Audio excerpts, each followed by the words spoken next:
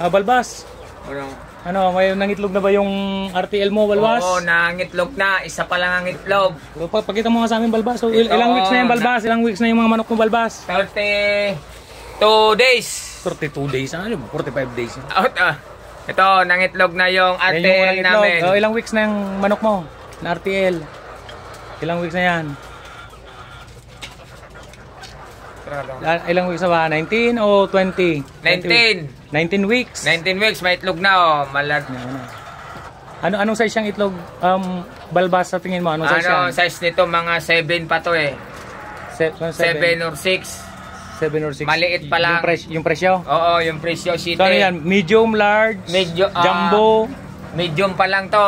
Malapit na mag-large at mag-jumbo. So yan yung unang itlog. So ilan tong manok mo, Balbas? Ilan tong manok mo?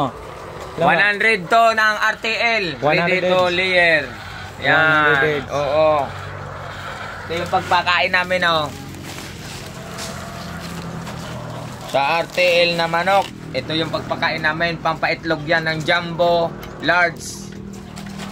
Ang ganda ng mga manok mo, Balbas, ha? Ganda. Ayun ang ano namin, technician. Ayan ang technician namin, oh. Magaling yan sa rugby.